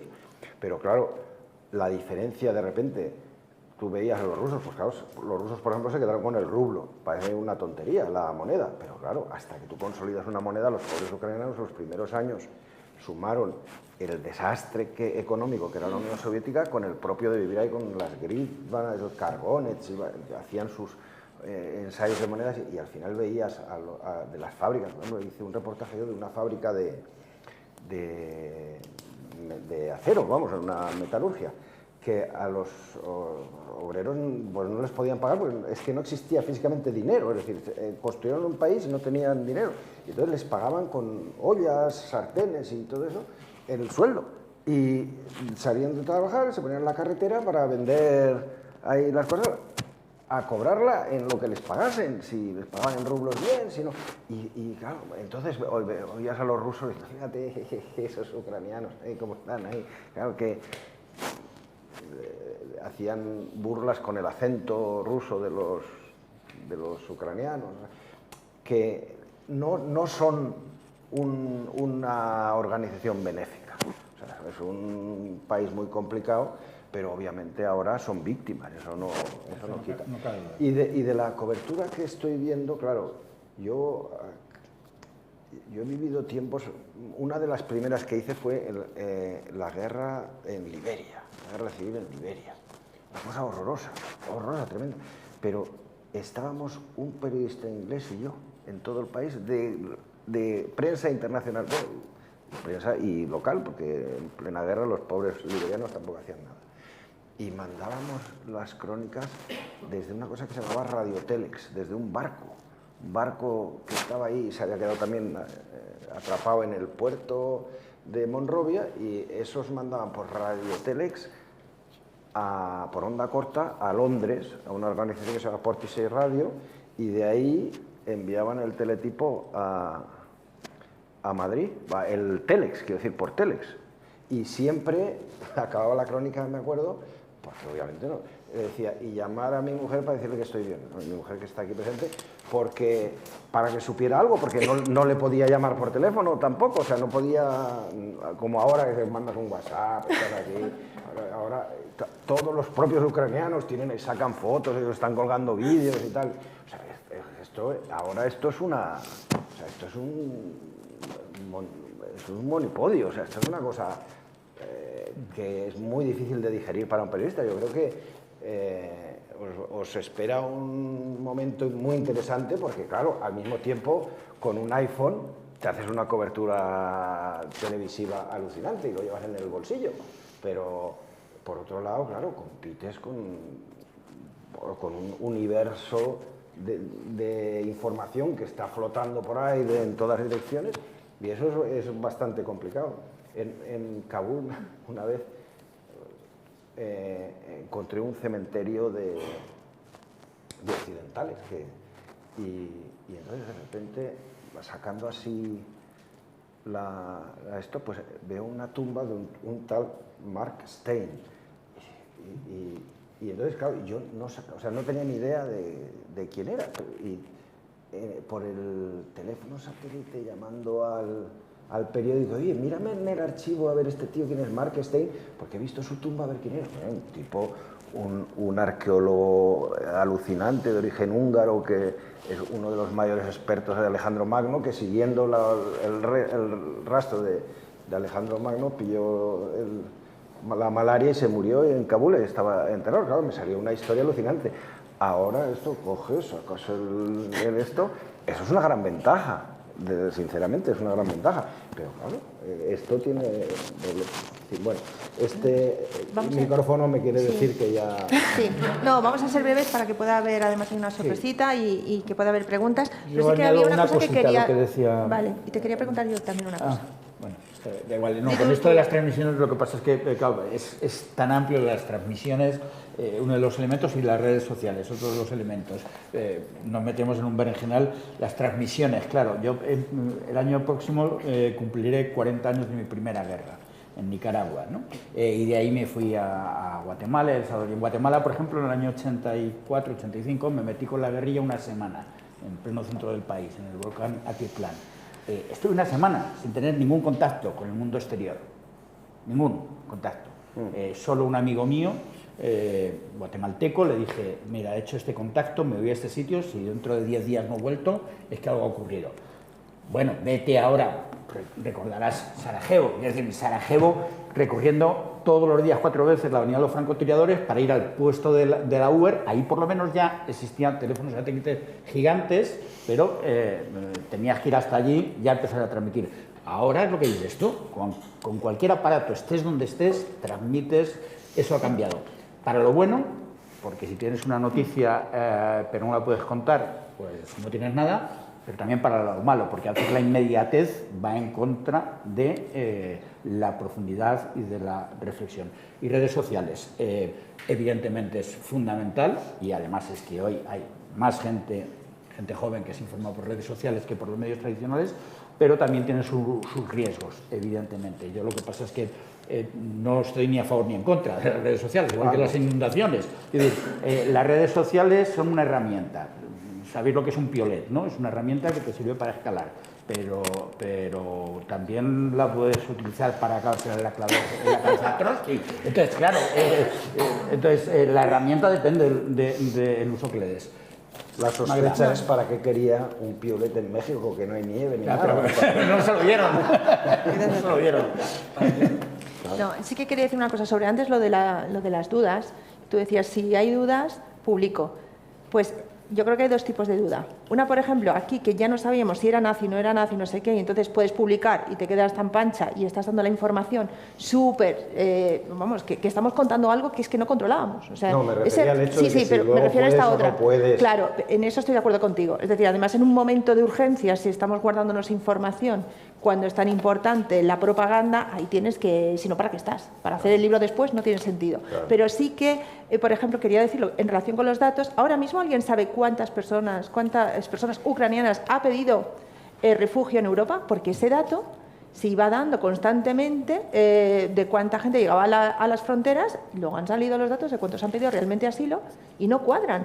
Y hemos estado repitiendo datos constantemente y luego cuando sabemos la verdad de que ese dato no era cierto, no tenemos, es como con las rectificaciones. Para mí una de las grandes batallas, Magda, en las coberturas, en las guerras, en todas las coberturas, pero en las guerras especialmente, es el tema de los datos y de las cifras, ¿no? Yo soy un poco obsesivo con ello, pero recuerdo una bronca que tuve al mes de haber comenzado la invasión, ¿no? O mes y medio, que de repente, que forma parte, lo que decía Patricia, de la propaganda de la guerra, y los ucranianos hacen propaganda también. Entonces, que el alcalde de Mariupol, que no está en Mariupol, obviamente estaría en Leópolis o en Dnipro, o donde estuviera, que hay una fosa con 9.000 cadáveres a las afueras de Mariupol. Y a mí me iban a dar paso así en el informativo de Radio Nacional y dije en absoluto. O sea, si me dais paso así, empiezo diciendo que esa cifra no está confirmada y que probablemente sea falsa. Por una cuestión de sentido común. Imaginaros lo que son 9.000 cadáveres, todos juntos en una fosa común En apenas, el ataque a Mariupol había empezado 3 semanas antes, en apenas 3 semanas. Y recordaba, que recordaréis los más viejos como yo, lo de Timisoara, cuando en Rumanía y la caída de Ceausescu, ¿no? Que en Timisoara 30.000 muertos y todos los medios, 30.000 muertos, luego eran 300. Si es igual de grave, si lo de Mariupol es gravísimo, sin ninguna duda, que los rusos han cometido crímenes de lesa humanidad, crímenes de guerra, seguro, pero ¿por qué perder? Y eso es una batalla que tenemos los enviados especiales normalmente con las redacciones centrales, con los editores y con los jefes, que yo lo esbozaba un poco antes con esa tendencia, decía, a la hipérbole, ¿no? a la exageración. Hay que detenerse un poco y reflexionar sobre las cifras, porque si no, estamos perdidos. Pero bueno, yo creo que... Hablando dice el director que igual quiere... No, sobre enviados especiales, justo creo que tiene que decirnos algo ahora, director. Lo que comentabais sobre las nuevas tecnologías, para bien y para mal, las nuevas tecnologías se pueden utilizar para bien. De hecho, hace unos 10 minutos les he pedido a nuestros enviados especiales en Ucrania que nos mandaran un saludo. Uno de ellos, Óscar Mijallo, iba a estar presente aquí. El otro estuvo el año pasado en el segundo curso, Miguel Ángel de la Fuente, y en cuestión de 10 minutos nos han grabado esto que vais a ver ahora mismo. Ya nos quitamos, ¿no? Mira cómo se atusa el pelo, Bueno, pues primero saludaros a todos, ¿no? Espero que todos estéis bien. Ya el panel que lleváis ahí es impresionante. La verdad es que me gustaría, nos gustaría estar con vosotros, pero bueno, nos ha tocado venir a Ucrania. La guerra que nos hemos encontrado es una guerra muy diferente de la que dejamos la primera vez que vinimos. Los frentes se han alejado bastante de las grandes ciudades, aunque parezca raro cuando vemos que las imágenes en la tele o las noticias sobre el Donbass. Lo cierto es que el frente está ya muy lejos de Kiev, también incluso de las grandes ciudades, pues como puede ser Kharkiv, aunque parece se ha reactivado, y incluso pues Zaporilla está a unos 30 o 40 kilómetros del frente, pero por ejemplo la vida está mucho más normalizada, ya están abiertos los supermercados, las tiendas, incluso checkpoints como este ya pues están abandonados por las tropas. Por eso podemos estar hablando aquí desde este checkpoint, porque los que realmente están operativos, las tropas no dejan filmarlo, son también mucho más estrictos y quizá quien más problemas tiene para hacer el trabajo que realizamos sea Miguel, porque es el que lleva la cámara y al que más problemas pone. Sí, nos ponen problemas ahora en todos lados, en cualquier momento, desde... Bueno, en todo caso, es una cuestión de... Ayer me preguntaba un militar qué hacía yo con esto, que parecía un Javelin. Es cierto, esto parece un Javelin, es muy grande, pero es también una manera de decir quiénes somos y dónde estamos. De todas maneras, la guerra no es lo mismo desde que se fue Fran de aquí. Fran cuenta la guerra de una manera y nosotros la contamos de otra. Es un gustazo estar con vosotros. Patricia, Enrique, Fran, os echamos de menos en sitios como este. Sabéis que cuando nos juntamos todos, las cosas se viven de otra manera, se llevan de otra manera, pero sí es cierto que se ha alejado la guerra mucho de las grandes áreas y ahora tenemos que ir a buscarla. Antes la guerra nos estaba buscando a nosotros y ahora tenemos que ir a buscarla. Estos días nos hemos estado moviendo por la zona sur oeste del Donbass, en la zona, digamos, sur del país, sureste, pero es la zona del sur, del oeste del Donbass, y hemos estado acercándonos hasta allí. Sí es cierto que allí son continuas las explosiones, es donde se están dando, no tanto en esta zona, pero sí se están dando continuamente también como en el norte del Donbass o en el centro del Donbass, y la guerra continúa. Por eso hay que mantenerse, creo que debemos mantenernos, sobre todo empresas como las que pueden, como nosotros, como la nuestra, que pueden mantenernos aquí.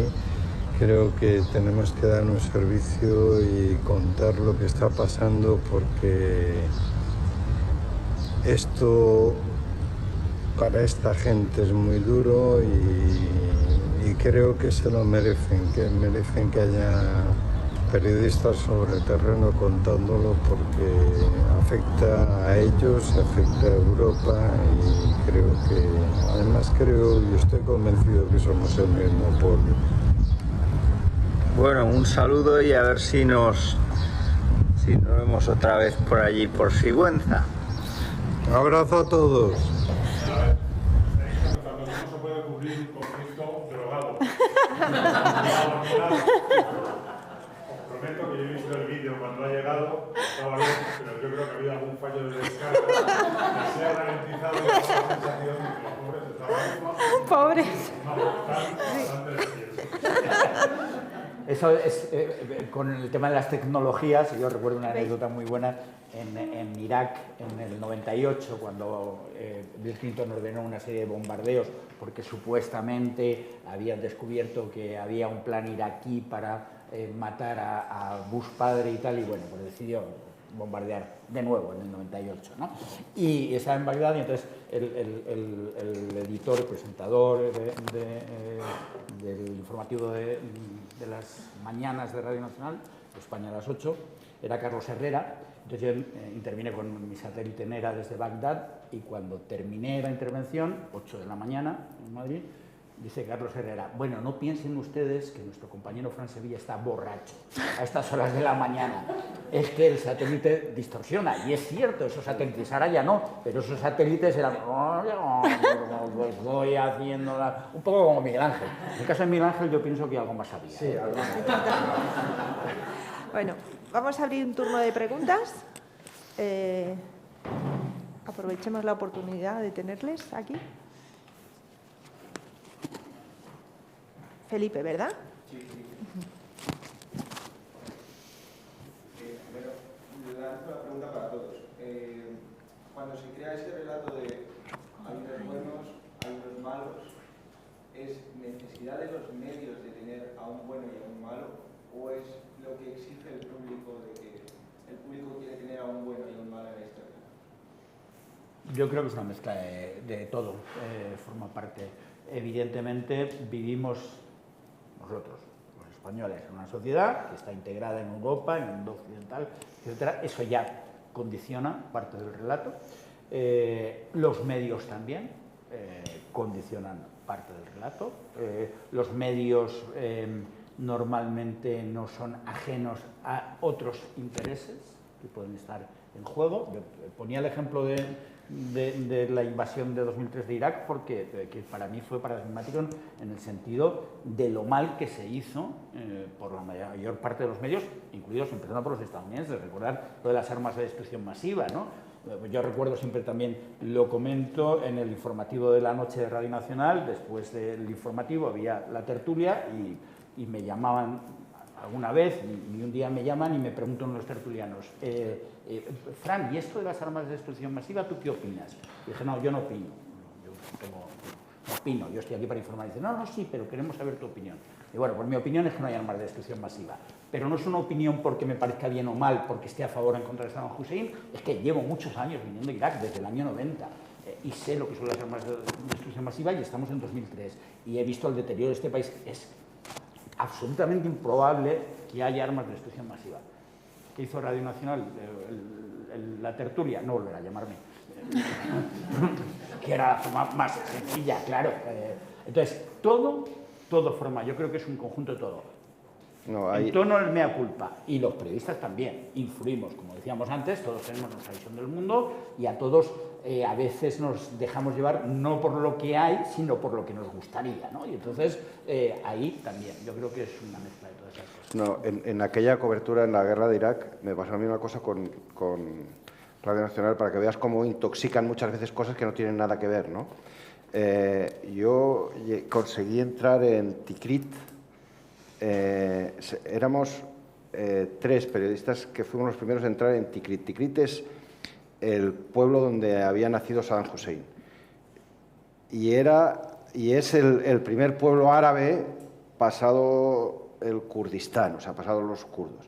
Y es un sitio donde todavía no habían llegado los marines, los americanos. Es decir, que era un sitio todavía en una nebulosa, nadie sabía qué estaba pasando ahí ni nada. Conseguimos entrar ahí y esto, como una de las personas que estábamos ahí era una chica de France Press, no de France Press, no, de RFI, de la Radio France Internacional. Entonces, a ella le contactaron del Washington Post. Ella se portó muy bien porque la utilizaron como fuente, pero ella dijo que a condición de que mencionéis que estamos estos 3, fulano, es mi gran... ha aparecido en la portada del Washington Post. Eso, no. Entonces, yo digo, coño, voy a llamar a Radio Nacional para decirles que si quieren, yo, o sea, no por nada, digo, coño, pues ya que estoy aquí, ya he mandado mi crónica, ya estoy tal, digo que tengo mi teléfono satélite, mi NERA de esto que se llamaba, no me acuerdo cómo era, y digo, pues, y les llamo a los de Radio Nacional para ofrecerlo.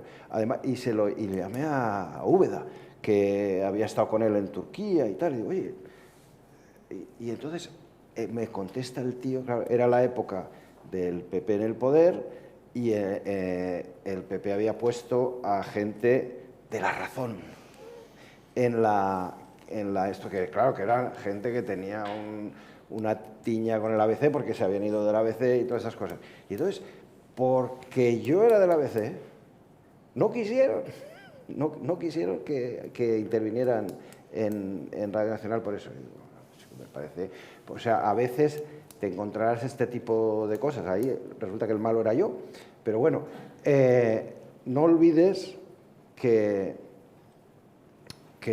todo lo que... O sea, que no son todo cosas binarias. Vivimos en el mundo binario 1, 0, 1, 0, 1, 0, pero al final, cuando juntas todos los unos y todos los ceros, lo que salen son todos grises. O sea que al final, los que son buenos un día son menos buenos otro, los periódicos... El mío, al menos el ABC, yo puedo decir que no me han dado nunca ni instrucciones, ni me han dicho que tuviera que decir que estamos con estos o estamos con los otros. Yo siempre he contado lo que he visto. Pero sí, es verdad, claro, que hay factores del que te está vendiendo la moto. O sea, desde el fixer, por ejemplo, el fixer pues, es fundamental, pero él puede tener también sus propios intereses y aprovecharse del hecho de que tú estás perdido porque no entiendes bien la lengua o por lo que sea, ¿no? A mí, desde luego, me gusta más trabajar solo.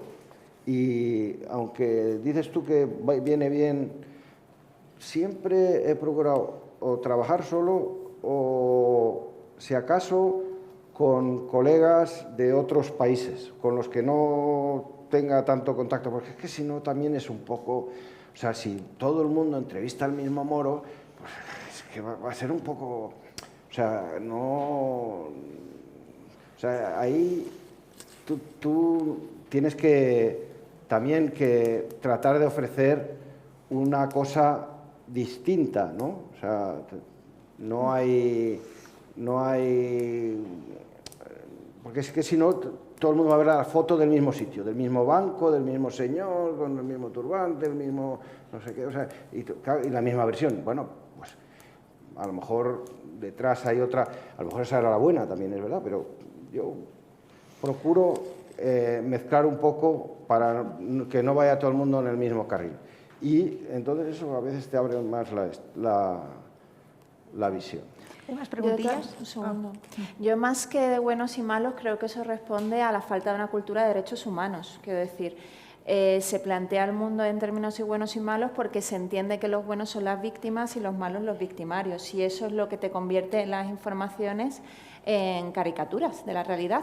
Y además es muy perverso porque entonces cuando la víctima, el bueno, no responde al 100% con lo que se espera de la víctima, ya es sospechosa y empiezas a justificar los crímenes que se cometen contra esa víctima, ¿no? En cambio, cuando lo que aplicas es una perspectiva de derechos humanos, tú puedes ser bueno, puedes ser malo, puedes ser regular, puedes ser humano, pero ese país no tiene derecho a invadirte, ni a masacrarte, ni a cometer crímenes de lesa humanidad.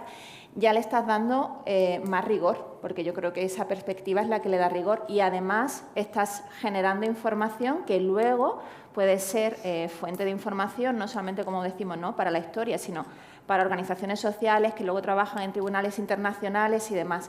A mí me parece que esa perspectiva, que es mucho menos moralista y además es mucho menos eurocéntrica, porque lo que puede ser para mí bueno o malo no tiene por qué serlo para otros actores, te permite hacer informaciones de más calidad. Fijaros hasta qué punto la interpretación, me ha recordado una cosa que comentaba en Ucrania cuando asesinaron cerca de Yanina a esta periodista palestina, de la que habréis escuchado, ¿no?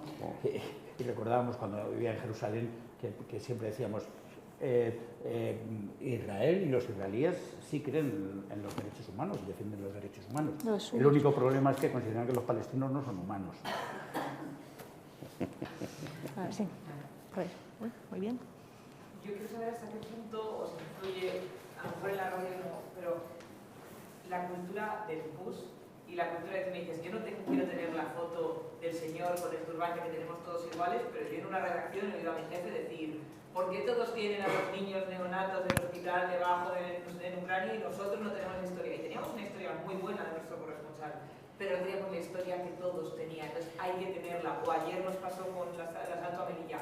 ¿Por qué el país y el mundo están lanzando un bus con 5 muertos y yo no tengo 5 muertos? Porque es de una ONG y no es una fuente fiable.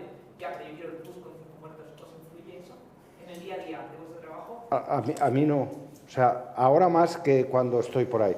Pero porque ahora, desde Bruselas, primero también hay filtraciones interesadas y hay gente que se ha conseguido un documento y cuenta no sé qué, pero también hay mucha gente que habla sin tener ni idea de lo que es la Unión Europea, ni sabe diferenciar entre el Consejo de Europa y el Consejo Europeo, y entonces llama la atención en una vez. O sea, lo típico, vamos a ver. O sea, oye, el mundo publica no sé qué. Y mi respuesta, pues muy bien, ya está. Cita al mundo si quieres, claro. Pero eso a mí personalmente no me pasa. Ahora, sí sé qué pasa, claro, sé que es esto de cada día, sí, sí. Y cuando me pasa, pues... Claro, si fuera el mundo de Pedro J sería otra cosa. Sería otra cosa. Bueno, y lo de la fuente fiable y lo de la ONG, pues hay ONGs, más militantes, más tal. Sí, pero claro, no, eso es muy típico. Y era lo de que lo dan en la última hora. Hubo un tiempo que el mundo marcaba todo, eran buenísimos con la última hora en las redacciones. Yo trabajaba en el diario público y tenía algún jefe que decíamos, ya sale por Toriles. Venía como loco a decir esto que después el mismo mundo no lo daba en el papel porque ya había variado un poquito, ¿sabes? Ese flash de los 5 muertos, que por cierto, ¿por cuántos van ya? 27 era el... Hablan de 18. Y invito a mirar cómo te sale una burbujita de mira, de la última hora. Por eso lo dicen. Como la herida, ¿no? Sí, sí. Ah, bueno. Claro. Sí, será push por eso. En fin. ¿Había otra palabra por aquí? Yo pensaba que era push, ¿no? Sí. Yo quería tirar más por lo de buenos y malos, por la perspectiva pro-ucraniana que se está tomando en este conflicto, porque al final, con lo que he estado viendo, me he dado cuenta de que solo hay una visión de lo que se está contando porque no tenemos acceso realmente a toda la información o todo lo que está ocurriendo. Por ejemplo, vale lo de buenos o malos. ¿Es posible que en esta guerra hubiera una perspectiva que no fuera los de Ucrania son los buenos, los de Rusia son los malos, a raíz de la información que se tiene? No, vamos a ver. Son dos cosas Vamos a ver, distintas. son dos cosas distintas. La información, yo me dedico, no todos los días, pero cuando tengo algo de tiempo, me dedico a leer la prensa rusa. Es los Izvestias atrasados, exacto. O sea, te das cuenta de que la cobertura del lado ruso es imposible. O sea, sería falta, o sea, tú solo ves, o sea, esto es como estar contando lo que hay en esta habitación y sabes que hay algo que está pasando al otro lado de la puerta, pero no lo ves. Y entonces es un poco porque influye, hombre, porque te caen pero y es terrible esa hemiplegia informativa. Pero claro, el problema es que Putin es un dictador, pero es un dictador de estos de libro, y obviamente la televisión, la radio, hay muy pocos medios, hay algún medio que se ha exiliado, pero entonces están informando desde Europa, no desde Rusia.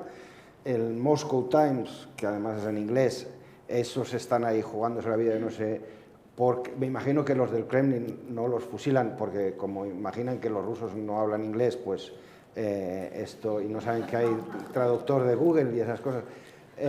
Esto no sé por qué, pero la sociedad rusa ahora mismo sabe menos de lo que está pasando en Ucrania que nosotros. Ahora, una cosa es ser víctima y otra cosa es ser bueno. Son dos cosas distintas. Ahora los ucranianos son víctimas, claramente. Ellos estaban en su casa, como tú estudias en la tuya y de repente te han tirado una bomba. Bueno, eso no tiene, no hay otra valoración. O sea, tú no has hecho nada, estás ahí preparando un café con leche y te han metido un bombazo. Eso es así. Los ucranianos son víctimas. Ahora, que sean buenos, los hay de todos los colores. Ucranianos hay buenos, malos y medio pensionistas. Pero ahora no estamos juzgando eso, estamos juzgando que les han invadido, que han roto las fronteras, que van a cambiar las fronteras en Europa, que han roto la paz en Europa y que se ha producido esto, un tsunami que yo no sé si Putin lo había calculado bien, o nosotros mismos también. Yo creo que estamos todavía bastante perplejos y aún veremos que la situación va a evolucionar todavía más y a peor. Pero los ucranianos, o sea, eso no hace buenos a los ucranianos, solamente víctimas. Claro. Yo cuando se plantea el tomar partido como periodista, yo solo tomo partido por las víctimas, ¿no? Por la población civil, que además, yo siempre digo que todas las guerras son distintas, cada una tiene sus propias características, pero todas son iguales en algo, que las víctimas son casi siempre las mismas. Los civiles, los no combatientes, fíjate que a diferencia de lo que ocurría en la Primera Guerra Mundial, los que morían eran soldados, ¿no? Aquellas guerras de trincheras, terrible, eran seres humanos en cualquier caso, ¿no? Pero se supone que en el oficio militar iba incorporado el riesgo de morir. Desde entonces, el porcentaje de las víctimas, de los muertos en las guerras, es exponencialmente mayor el de los civiles que el de los militares, ¿no? Y entonces yo tomo partido por las víctimas. Una cosita. Lo cual no significa, como decía Enrique, que no contemos o que no haya que contar. Y después, el tema de Rusia, es decir, soy el primero que defiende, yo he estado en Ucrania contando cómo se vivía en Ucrania, a veces con más complicaciones, a veces con menos, pero en Ucrania. Si hubiera estado en el lado ruso no me hubieran dejado los rusos, con lo cual ya con eso es evidente que hay una diferencia fundamental, ¿no? Yo quería saber qué importancia le dais a la denominación de las cosas. Esta situación, por llamarlo de alguna forma, para mí ha sido una invasión, desde mi humilde opinión. Pero os oigo y leo continuamente invasión, guerra, conflicto, crisis. Es que es todo. Es todo, yo creo que es una cuestión al menos en mi caso que trabajo en radio, básicamente, aunque últimamente me hacen trabajar en otros sitios también, básicamente para no repetir el mismo término. Sí. Pero tiene matices. Pero es que depende. Por ejemplo, para los ucranianos es una invasión. Para la OTAN es una guerra. Ya, pero esto sería como lo de la mañana y la tarde. O sea, que ha sido una invasión. Lo que pasa es que hay sinónimos. Y es verdad, tú no puedes poner invasión 20 veces, o sea, y vas cambiando, no, pero el primero estaría bien que eligieras el más práctico, que es invasión. Sí. Yo siempre arranco con invasión. Que lo que costó llamar invasión a lo de Irak. Pero te diré, yo cuando hablo del conflicto, ahí no lo hago como sinónimo. Es que una de las cosas que te cuentan en el Donbass es que ellos llevan en guerra desde 2014, claro. Con lo cual ya no es la invasión. En 2014 no hubo una invasión rusa, no directa. Obviamente ayudaron a las milicias prorrusas, pero no como esto. Esto es una invasión. Pero bueno, en una guerra de un conflicto que lleva ya 8 años y que se va a prolongar. Mira, hablando de denominaciones, hay una cosa que no explicáis bien. A mí no me gusta mucho el concepto de prorruso, porque, bueno, son prorrusos, pero hay que saber que, y esto viene de la Unión Soviética, en la Unión Soviética había dos conceptos. Uno era el de ciudadanía y otro era el de nacionalidad. Es decir, en el pasaporte soviético te dice, este ciudadano soviético es de nacionalidad ruso, ucraniano, moldavo, estonio, kazajo, alemán, judío, o sea, las minorías o mayoría, los grupos étnicos según su tamaño, eran considerados una nacionalidad. Y el censo soviético establecía en Ucrania, en Estonia, no sé qué, en Estonia pues hay un 75% de estonios, un 14% de rusos, un 7% de ucranianos. Es decir, el apellido, la nacionalidad, significa que son rusos, es decir, eran un ruso que vive en Kazajstán y era ciudadano soviético igual que un ciudadano kazajo que vive en Kazajstán. Y los rusos que se quedaron en la Ucrania que se proclama independiente, no es que sean prorrusos, es que son rusos. Sí. O sea, no son rusos. Yo cuando utilizo el término prorruso lo digo no en el sentido, pero está bien la matización que hace Enrique, yo no lo digo en el sentido de que ellos no sean rusos, sino que ellos pertenecen administrativamente a una entidad, a un país que se llama Ucrania, y ellos están a favor de pertenecer a Rusia. Sí. Por eso utilizo el término que a lo mejor en vez de prorruso... No, también son prorrusia, ¿no? Pero, también son prorrusos, pero quiero decir que en Kazajstán, por ejemplo, el 40% de la población de Kazajstán son rusos. O sea, no es que sean prorrusos, porque de momento no se han pronunciado, pero son rusos, es decir, ellos viven como rusos, hablan como rusos, escriben como rusos, rezan como rusos, piensan como rusos. Y eso está relacionado con la pregunta que hiciste antes, ¿no? Sobre buenos y malos y mal. Yo sí creo que se está haciendo una información en muchos sitios por la que se puede conocer todos estos matices de los que estamos hablando, ¿eh?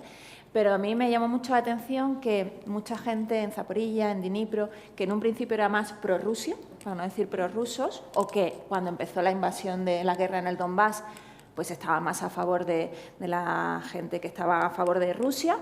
El momento que ha hecho clic en sus cabezas, y por eso se dice, ¿no?, que Putin ha sido el gran detonador de una identidad ucraniana, es cuando al principio de la invasión hablaban con sus familiares que vivían en Moscú o en otras ciudades de Rusia, que eran ucranianas, que llevaban muchos años viviendo allí, y les decían, ¿pero por qué mentís? Si es que esto no está ocurriendo. Le decían, pero que nos están bombardeando. Le decían, eso es que están manipulando, todo esto es un montaje de Zelensky, es que os habéis vuelto nazis. Todos estos discursos denegando su propia percepción, su propia experiencia de la realidad, era porque las personas que estaban viviendo en Rusia, la información que reciben es esta, ¿no? Desde hace muchos años, además de un discurso del odio brutal.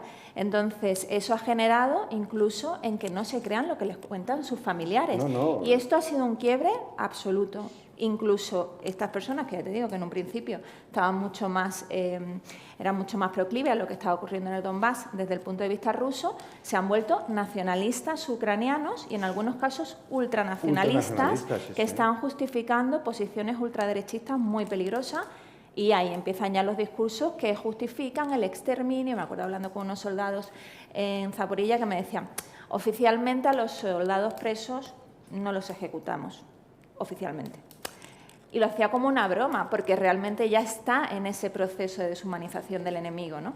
Y esto tiene que ser también fuente de reflexión para nosotros y nosotras aquí, con el poder real que sigue teniendo los medios de comunicación. Es decir, lo que ha ocurrido en Rusia es lo que podría ocurrir en cualquier otro territorio si solamente tienes medios de desinformación, de propaganda, de discurso del odio, que es lo que se está viendo que ya está pasando en una parte de la sociedad, que le cuentas lo que pasa en Melilla y le dicen, no será así, ¿no? O le cuentas que sufrimos represión los periodistas por documentar ciertas cosas y algo estaríais haciendo, ¿no? Todo esto es el trabajo de muchísimos años. Y por último, como sois muchas mujeres, en lo que no se ha avanzado del todo en la cobertura de conflictos es todavía el machismo que sufrimos muchas veces por parte de compañeros. Y eso lo vais a encontrar y eso me parece, igual que se ha avanzado muchísimo, pero hay una condescendencia que todavía aparece en muchos momentos, hay cierta... hay todavía en determinados sectores la concepción de que la única información realmente de calidad, ¿no?, en un conflicto es la de en el frente, y que otros reportajes de contexto es la información secundaria, ¿no?, es el colorín. Y esto deriva en que cuando estás en el frente te respetan muchísimo, pero cuando haces la historia de los vientres de alquiler de repente es como, ¿no?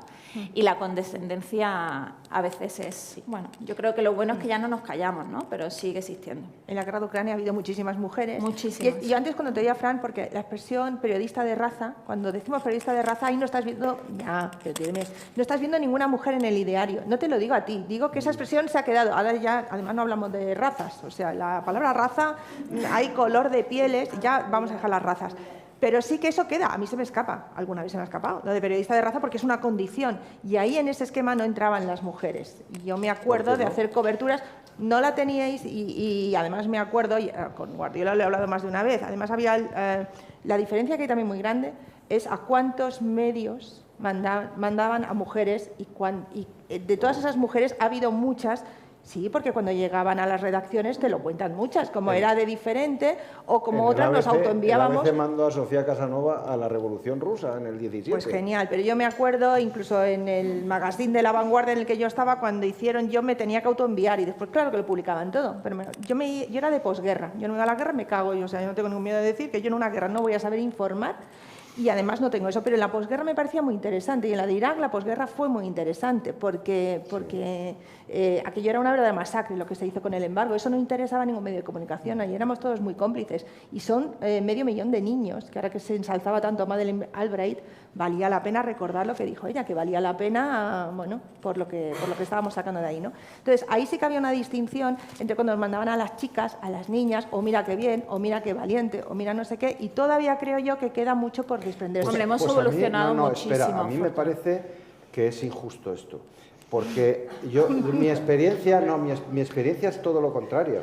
Mi experiencia es que yo me he encontrado, sobre todo en el mundo árabe, que mis colegas mujer han tenido la posibilidad de entrar en sitios donde yo no he podido entrar. Y han tenido muchas ventajas en muchos sitios. En Argelia, por ejemplo, o sea, yo he estado no es nada, o sea, no es, por supuesto que no le reprocho nada a nadie, pero yo llegaba a envidiar a mis colegas mujeres porque ellas sí podían entrar en ciertos sitios que a los hombres estaban metados. En todas las esas. Ahora en Ucrania yo he estado con compañeras que venían conmigo, mujeres, y te acercabas, estabas recorriendo el frente, te acercabas al último checkpoint, y si vas tú solo, te ponían una cara a los soldados, y si ibas con una chica y la chica sonreía, ya todo eran facilidades. Pero es machismo. Es machismo, eso es machismo. Para empezar es machismo. Hombre, y en Argelia, extendido a la enésima potencia, pero se beneficiaban. Sí, pero a ver, ese beneficio, bueno, yo creo que aquí lo vamos a dejar porque si no. A ver, que hay una pregunta por ahí. A ver, beneficio, sí. No va el tiempo. Ya que estamos hablando de este conflicto que está vivo, que ya no es igual, como decía Patricia, que al principio había mucha información y espectáculo. Entonces mi pregunta es que ¿cuál va a ser el punto de inflexión? ¿Cuál va a ser el límite? ¿Hasta dónde vamos a llegar? Una guerra que no solo se desarrolla en trincheras, como estaba contando los compañeros de Televisión Española, y que está en las bolsas, en la economía de casa, lo que podemos comprar, lo que no podemos comprar, porque no tenemos suficientes recursos. Entonces, ¿cuál va a ser el límite de este conflicto? ¿Se va a quedar abierto ya ahí uno más o va a tener algo que va a decir esto no puede seguir más? Yo cuando vivía en Jerusalén aprendí que los profetas murieron hace 2000 años. Y ya desde entonces no había. Y yo, el que lo conocía bien, me hubiera jugado, como decíamos en las ventas, corderos contra pajaritos 2 o 3 años antes. Si yo apostaba porque la Unión Soviética iba a desaparecer, sí. y nadie. Pasado, cuando desapareció la Unión Soviética, sí. Todos los analistas, sí. Hombre, claro, era evidente, si estaban ahí, claro, estaban ahí. Bueno, yo no sé, no tengo intuición, que va a durar mucho, no sé si como guerra, si como conflicto y si como crisis. La cuestión es cómo va a evolucionar. O sea, esto no va a mejorar, va a empeorar.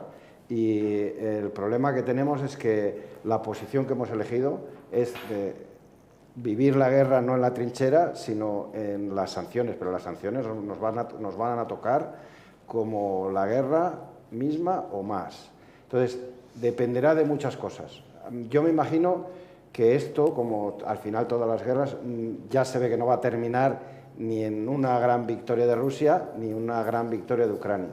No, esto va a terminar con una negociación. Va a terminar en el momento en el que Putin se sienta satisfecho y que nosotros podamos, la palabra no será convencer, pero que digamos que consigamos que los ucranianos acepten ese status quo, que será como el de Chipre, es decir, que vivirán en una situación en la que una parte del territorio, es decir, Crimea y el Donbass, ahí no funciona la legislación ucraniana, serán territorios reconocidos como ucranianos, pero no lo serán. Y entonces dependerá, yo creo, sobre todo de las sociedades occidentales. ¿Cuánto aguantaremos las sociedades occidentales? Porque a los ucranianos les resulta muy fácil entender el sacrificio. No digo que no les resulte duro, les resulta durísimo, mucho más que a nosotros, porque ellos están viviendo con la violencia ahí mismo encima. Pero a ellos les resulta más fácil entenderlo, mientras que a nosotros nos resulta muy difícil entender. O sea, la gente dice que paren la guerra. Paren la guerra, o sea, no es posible pararla así. Es decir, hay que parar, para nosotros es cuestión de vida o muerte parar a los pies a Putin, porque si no le paras los pies, Putin seguirá. Entonces, pero el problema es que eso duele.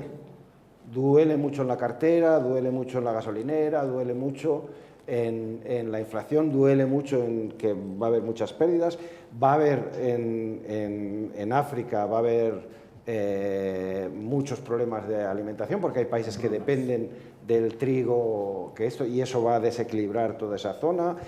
Va a ser el año, estamos ahora en el momento de recoger la cosecha de cereales de este año, pero como no han sacado la del año pasado porque están los puertos cerrados, esa cosecha probablemente se perderá. Es decir, que los problemas que vemos ahora de falta de cereales en el mercado se van a prolongar seguramente el año que viene porque no habrá cosecha. O sea que, digo, porque no pueden recogerla, porque no tienen dónde ponerla. Es decir, que la perspectiva es muy mala. ¿Cuándo acabará? Esperemos que lo antes posible, pero yo me imagino que antes o después las sociedades occidentales empezarán a presionar para que esto se acabe. Si para entonces el factor militar ha llegado a cansar también a los dos, porque Putin también tiene un problema, Rusia es tal desastre, o sea, Rusia es un país que tiene el PIB un poquito más alto que España, está entre España e Italia, pero 150 millones de personas, es decir, que tienen la misma riqueza que nosotros, pero para repartir en el triple de gente. O sea, ellos no tienen una economía muy poderosa para soportar un esfuerzo de guerra. Tienen recursos infinitos, o sea, que por comer, calentarse, eso, pueden, pero la economía ya no les funciona. Y luego tienen un problema demográfico, o sea, han dejado de hacer hijos, no tienen jóvenes, o sea, literalmente ni siquiera en los territorios digamos, no eslavos, que se supone que son más proclives a tener más hijos. No hay jóvenes suficientes para reclutar al ejército, y si siguen perdiendo gente van a tener que movilizar a la sociedad, y entonces no es tan seguro que la gente se siga creyendo la teoría de Putin. Pero la pregunta de cuándo va a acabar, pues tampoco lo sé.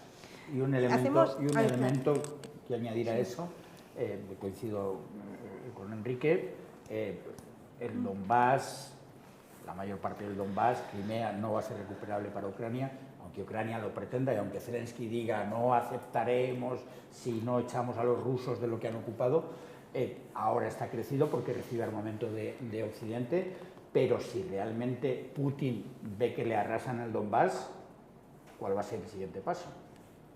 Armamento nuclear táctico, con lo cual nos metemos en un conflicto todavía peor. O sea que yo creo que sí, que Occidente llegará un momento que le diga a Zelensky y a Ucrania, está bien, nos hemos apoyado, pero a partir de ahora hay que solucionar esto. Ven para la Unión Europea y pelillos a la mar.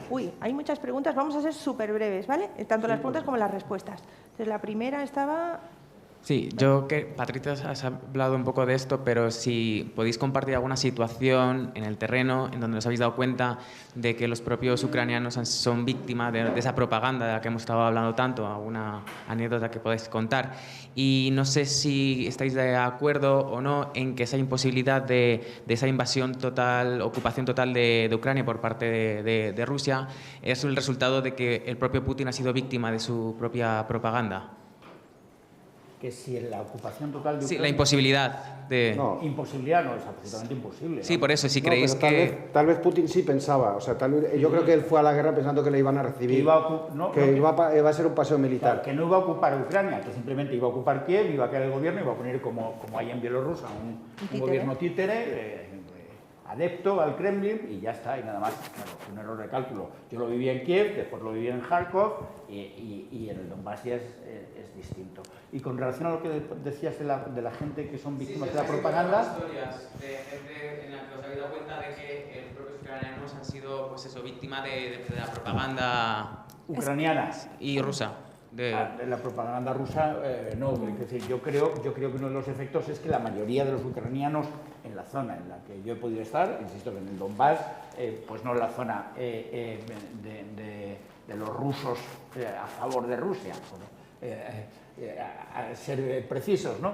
Ahí no lo he podido testificar, pero sí en la zona ucraniana sí hay algunos rusos que viven en Donbass que sí creen en la propaganda rusa.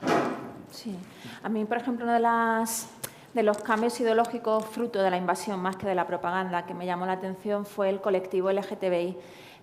Chicas lesbianas y chicos gays porque eran además portavoces de organizaciones sociales antes de la invasión, que habían sufrido palizas por parte de grupos neonazis y que estaban señalados de las redes sociales, habían publicado las residencias de sus padres y madres para que les atacasen, o sea que sufrían una persecución muy grave en los años previos y que ahora estaban participando en sitios para ayudar no solamente a la población civil, sino a su propio ejército, junto a esas mismas personas que les perseguían o asistiendo a soldados, por ejemplo, dándole la ropa o comida, también arreglando los uniformes, sabiendo que eran los que antes les perseguían y publicaban sus direcciones y les habían dado palizas porque me decían, es que ahora nuestro enemigo supremo es Rusia y tenemos que estar todos unidos. Sabemos que cuando esto acabe tenemos un problema porque vamos a tener una sociedad armada,